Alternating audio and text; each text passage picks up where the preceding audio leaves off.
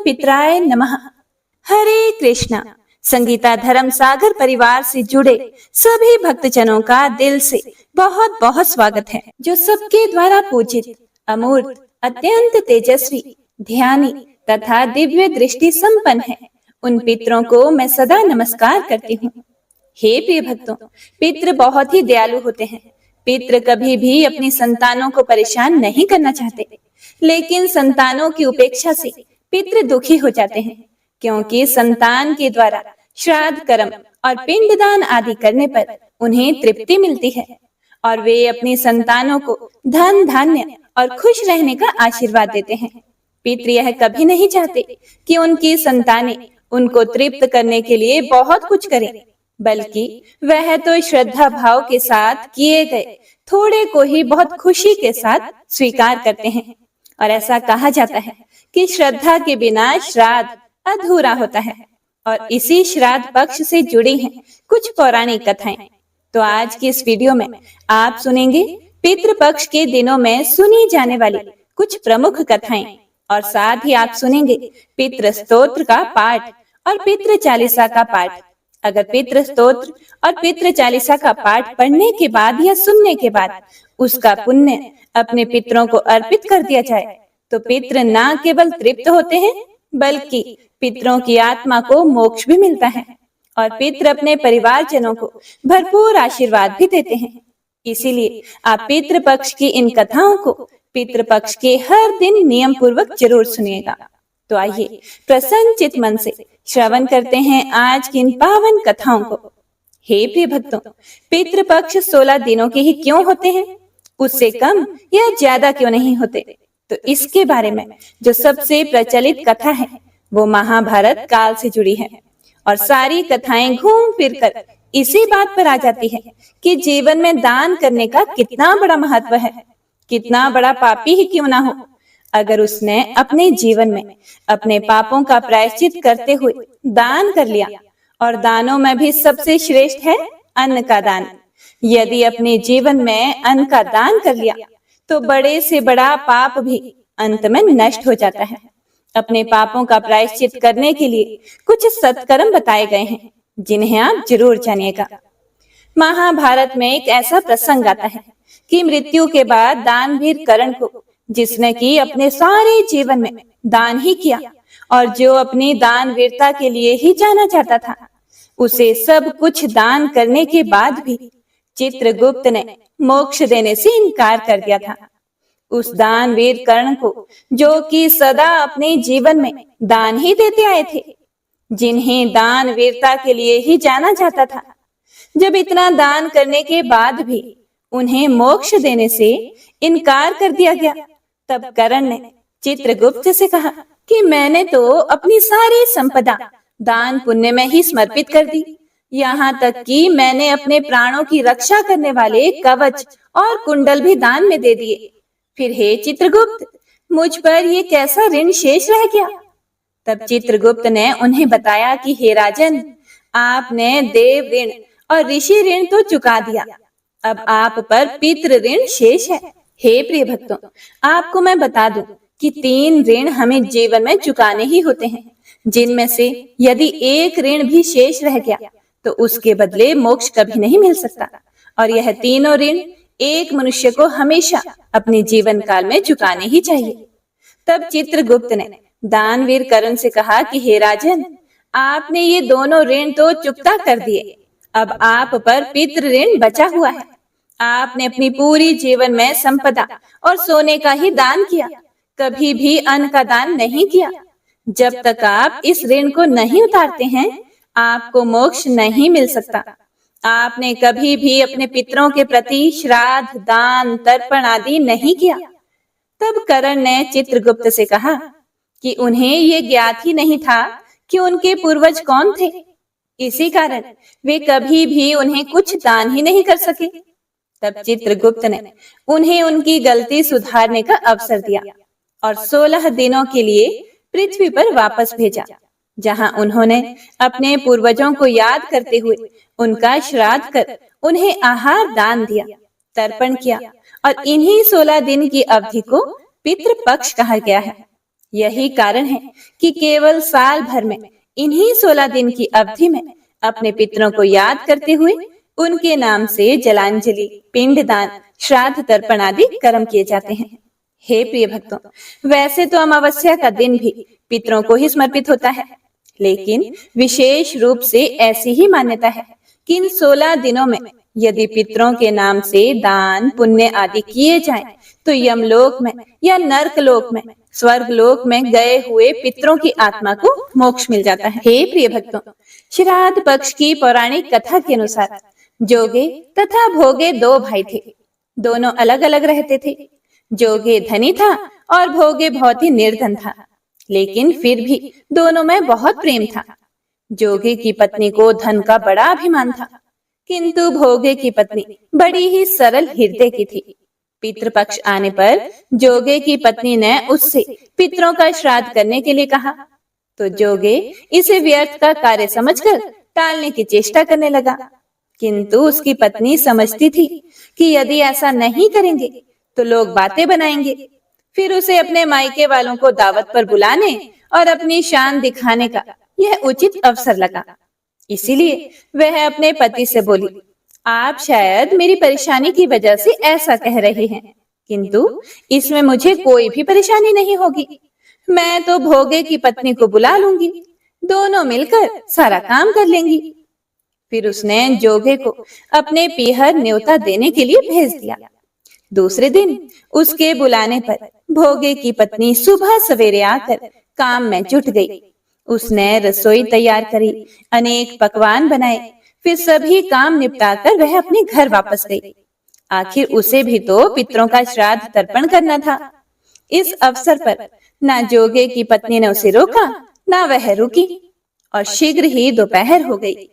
पितृ भूमि पर उतरे।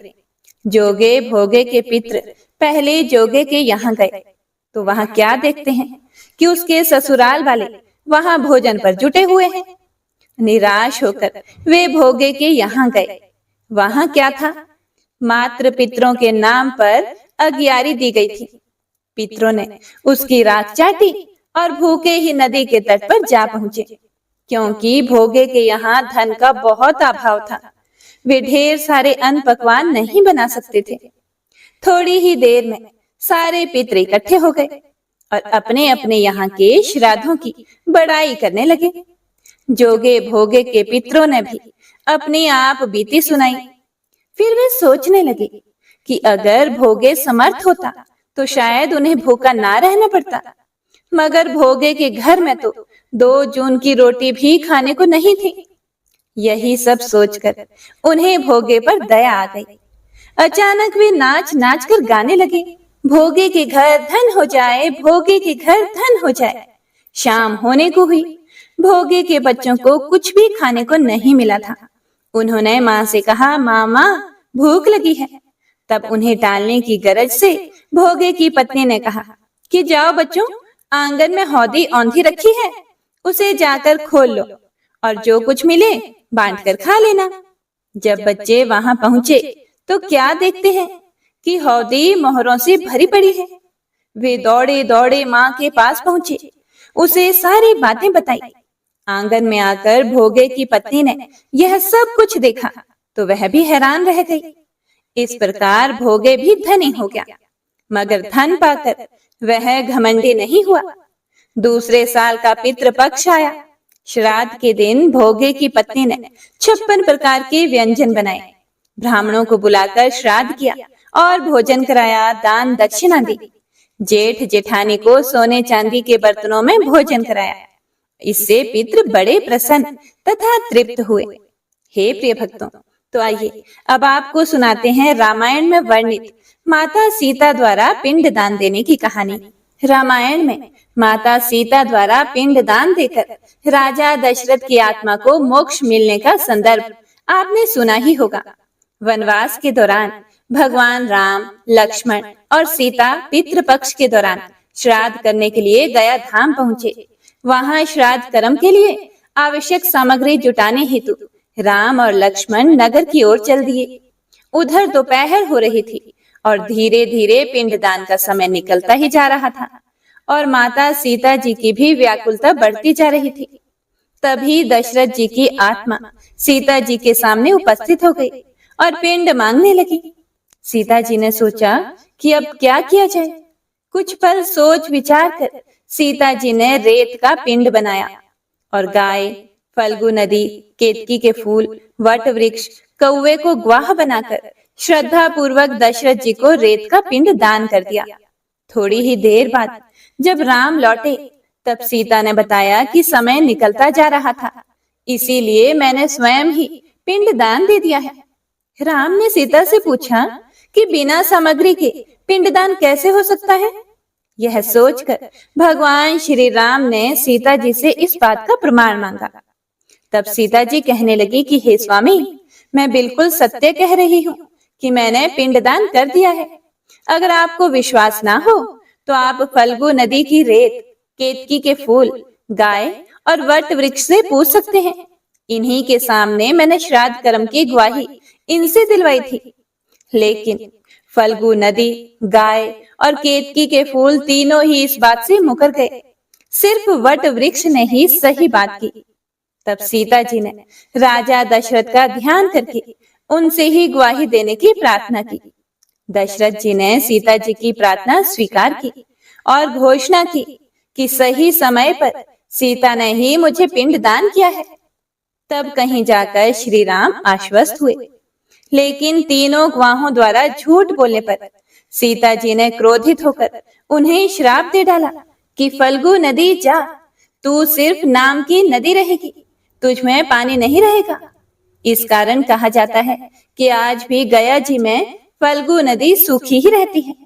और गाय को श्राप दिया कि तू पूजनीय होकर भी लोगों का जूठा खाएगी। और केतकी के फूल को श्राप दिया कि झूठी गवाही देने के कारण तुझे पूजा में कभी नहीं चढ़ाया जाएगा। वट वृक्ष को सीता जी का आशीर्वाद मिला कि उसे लंबी आयु प्राप्त होगी और वह दूसरों को छाया प्रदान करेगा तथा पतिव्रता स्त्री तेरा ध्यान करके अपने पति की दीर्घायु की कामना करेगी। हे प्रिय भक्तों, यही कारण है कि गौ माता को आज भी जूठा खाना पड़ता है। केतकी के फूल को पूजा पाठ में वर्जित रखा गया है और फल्गु नदी के तट पर सीता कुंड में पानी के अभाव में आज भी सिर्फ बालू या रेत से पिंडदान दिया जाता है। हे प्रिय भक्तों, एक और पौराणिक कथा के अनुसार एक समय की बात है, दो भाई बहन थे। दोनों का विवाह हो चुका था और दोनों के दो दो बेटे थे। बहन विधवा हो चुकी थी और अपने भाई के घर में रहती थी। इस बात से उसकी भाभी बहुत नाराज रहती थी। ऐसे ही पितृ पक्ष आया तो भाई कहने लगा कि मैं पितरों के तर्पण और पिंड दान के लिए गंगा जी जा रहा हूँ। ऐसा कहकर भाई गंगा जी के लिए चला गया और भाई के जाते ही इधर भाभी ने बाहर खेत में ननंद और उसके बच्चों के लिए झोपड़ी डलवा दी। अपने बच्चों के साथ अब ननंद झोपड़ी में रहने लगी। सुबह शाम भाई के घर जाकर घर का सारा काम कराती थी। बदले में भाभी बचा कुचा उसे खाने को दे देती थी।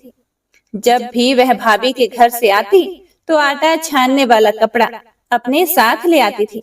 वह आकर उस आटे से सने कपड़े को पानी में घोलकर चूल्हे पर चढ़ाकर पकाकर बच्चों को दे देती और कहती कि खीर है, खा लो।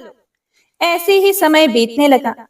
एक बार भाभी ने उसे कपड़ा ले जाते देख लिया तो बोली, बाई जी, आटा छानने का कपड़ा कहाँ ले जा रही हो? इसे यहीं छोड़कर जाया करो। उसने वैसा ही किया। उस दिन भाभी ने उसे बचा कुचा भोजन भी नहीं दिया और बोली कि कल आपकी माँ का श्राद्ध है और बिना बुलाए तो आना मत। और हाँ, आंगन में लगा ये पीपल का पेड़ अगर अपनी जगह से हिले तो आ जाना। यह सुनकर बहन बहुत दुखी हुई और रोती रोती अपनी झोंपड़ी में चली गई। जब वह अपने घर पहुंची तो बच्चे बोले कि मामा भूख लगी है, कुछ खाने को दो। वह बच्चों को बोली कि बेटा, आज हम सबका उपवास है, इसीलिए आज भूखे ही सो जाओ।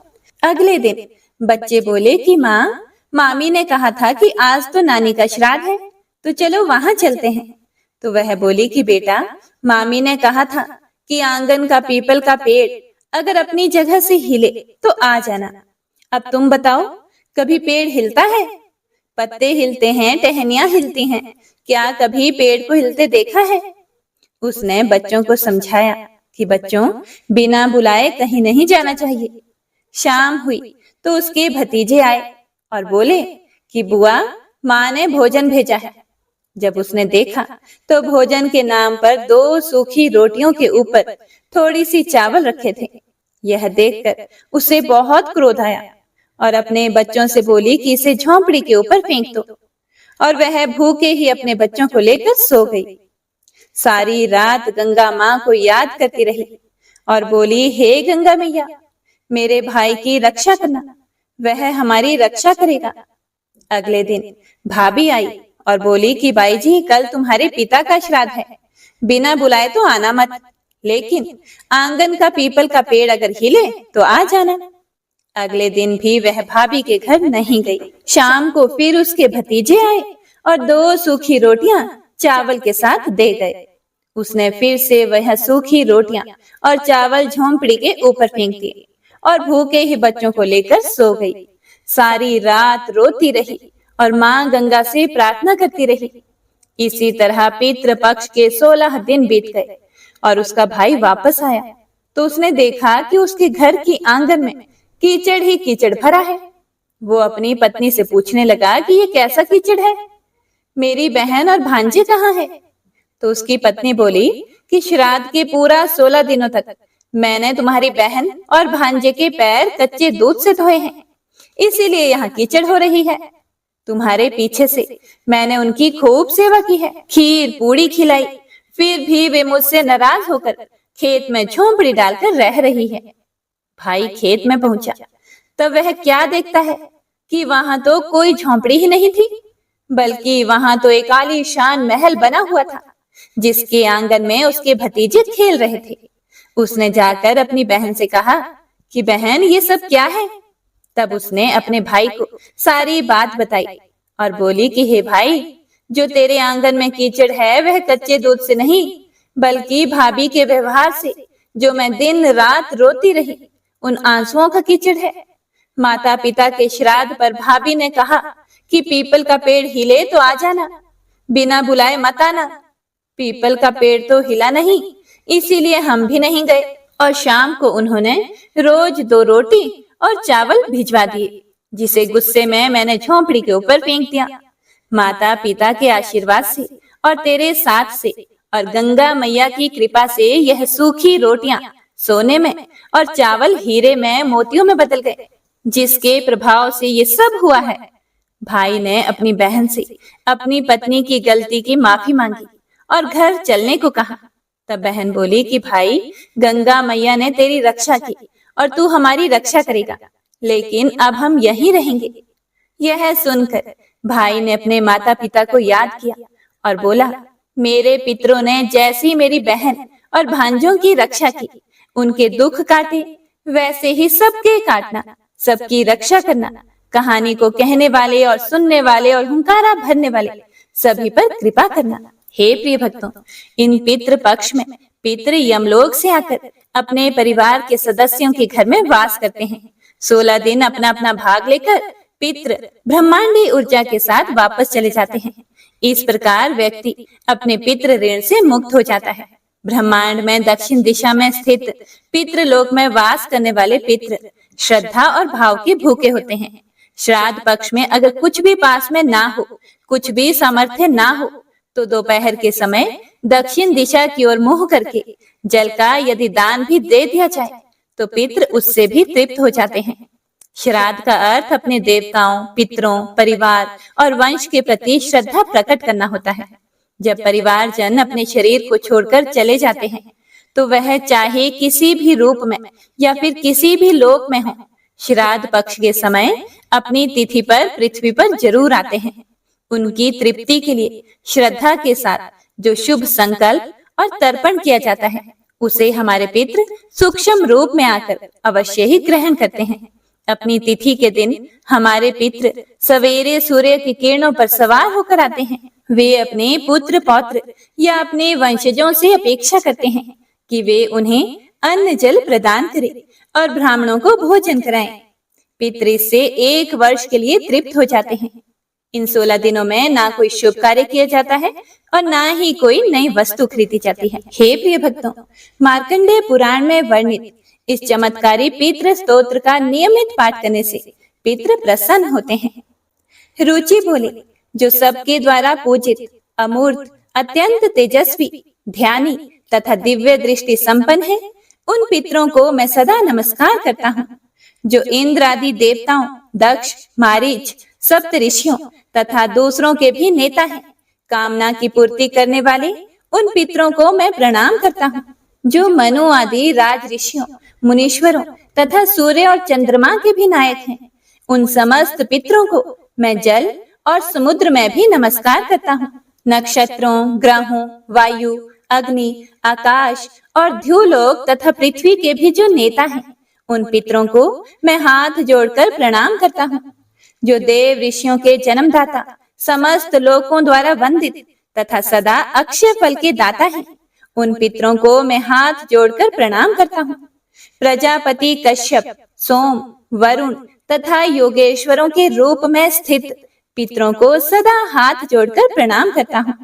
7 लोकों में स्थित 7 पितृगणों को नमस्कार है। मैं योग दृष्टि संपन्न स्वयंभू ब्रह्मा जी को प्रणाम करता हूँ। चंद्रमा के आधार पर प्रतिष्ठित तथा योग मूर्तिधारी पितृगणों को मैं प्रणाम करता हूँ। साथ ही संपूर्ण जगत के पिता सोम को नमस्कार करता हूँ। अग्नि स्वरूप अन्य पितरों को मैं प्रणाम करता हूँ, क्योंकि यह संपूर्ण जगत अग्नि और सोममय है। जो पितृ तेज में स्थित हैं, जो ये चंद्रमा, सूर्य और अग्नि के रूप में दृष्टि गोचर होते हैं तथा जो जगत स्वरूप एवं ब्रह्म स्वरूप हैं, उन संपूर्ण योगी पितरों को मैं एकाग्र चित्त होकर प्रणाम करता हूँ। उन्हें बारंबार नमस्कार है। वे स्वधा भोजी पितृ मुझ पर प्रसन्न हो। पितृ चालीसा। हे पितृेश्वर, नमन आपको, दे दो आशीर्वाद, चरणाशीष नवा दियो, रख दो सिर पर हाथ। सबसे पहले गणपत पाछे, घर कर देन मनावा जी। हे पितरेश्वर, दया राखियो, करियो मन की चाया जी। पितरेश्वर करो मार्ग उजागर, चरण रज की मुक्ति सागर। परम उपकार पितरेश्वर किन्हा, मनुष्य योनि में जन्म दीन्हा। मात्र पितृ देव मन जो भावी, सोई अमित जीवन फल पावे। जय जय जय पितृ जी साईं, पितृ ऋण बिन मुक्ति नाही। चारों ओर प्रताप तुम्हारा, संकट में तेरा ही सहारा। नारायण आधार सृष्टि का, पितृ जी अंश उसी दृष्टि का। प्रथम पूजन प्रभु आज्ञा सुनाते, भाग्य द्वार आप ही खुलवाते। झुनझुनू ने दरबार है साजे, सब देवों संग आप विराजे। प्रसन्न होए मन वांछित फल दीन्हा, कुपित होए बुद्धि हर लीन्हा। पितृ महिमा सबसे न्यारी, जिसका गुण गावे नर नारी। 3 मंड में आप विराजे, बसु रुद्र आदित्य में साजे। नाथ सकल संपदा तुम्हारी, मैं सेवक समेत सुत नारी। 56 भोग नहीं है भाते, शुद्ध जल से ही तृप्त हो जाते। तुम्हारे भजन परम हितकारी, छोटे बड़े सभी अधिकारी। भानु उदय संग आप पुजावे, 5 अंजुलि जल रिझाने। ध्वज पताका मंडपे हैं साजे, अखंड ज्योति में आप विराजे। सदियों पुरानी ज्योति तुम्हारी, धन्य हुई जन्म भूमि हमारी। शहीद हमारे यहाँ पुजाते, मात्र भक्ति संदेश सुनाते। जगत पितरो सिद्धांत हमारा, धर्म जाति का नहीं है नारा। हिंदू मुस्लिम सिख ईसाई, सब पूजे पितृ भाई। हिंदू वंश वृक्ष है हमारा, जान से ज्यादा हमको प्यारा। गंगा ये मरु प्रदेश की, पितृ तर्पण अनिवार्य परिवेश की। बंधु छोड़कर इनके चरणा, इन्हीं की कृपा से मिले प्रभु शरणा। 14 को जागरण करवाते, अमावस को हम धोख लगाते। जात चडूला सभी मनाते, नांदी मुख श्राद्ध सभी करवाते। धन्य जन्म भूमि का वो फूल है, जिसे पितृ मंडल की मिली धूल है। श्री पितृ जी भक्त हितकारी, सुन लीजिए प्रभु अरज हमारी। निश दिन ध्यान धरे जो कोई, तासम भक्त और नहीं कोई। तुम अनाथ के नाथ सहाय, दीनन के हो तुम सदा सहाय। चारिक वेद प्रभु के साक्षी, तुम भक्तन की लज्जा राखी। नामा तुम्हारो लेत जो कोई, तासम धन्य और नहीं कोई। जो तुम्हारे नित पांच पलोटत, नवों सिद्धि चरणा में लोटत। सिद्धि तुम्हारी सब मंगलकारी, जो तुम ये जावे बलिहारी। जो तुम्हारे चरणा चित लाने, ताकि मुक्ति अवसी हो जावे। सत्य भजन तुम्हारो जो गावे, सो निश्चय चारों फल पावे। तुम ही देव कुल देव हमारे, तुम ही गुरुदेव प्राण से प्यारे। सत्य आस मन में जो होई, मन वांछित फल पावे कोई। तुम्हारी महिमा बुद्धि बढ़ाई, शेष सहस्त्र मुख सके न गाई। मैं अति दीन मतीन दुखारी, करहूं कौन विधि विनय तुम्हारी। अब पितृ जी दया दीन पर कीजिए, अपनी भक्ति शक्ति कछु दीजिए। पितरों के स्थान दो तीर्थ और स्वयं ग्राम, श्रद्धा सुमन चढ़े वहां, पूर्ण हो सब काम।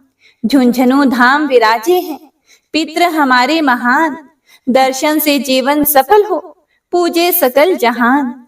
जीवन सफल जो चाहिए, चले झुंझुनू धाम। पितृ चरण की धूल ले, जीवन सफल महान। जय पितृदेव।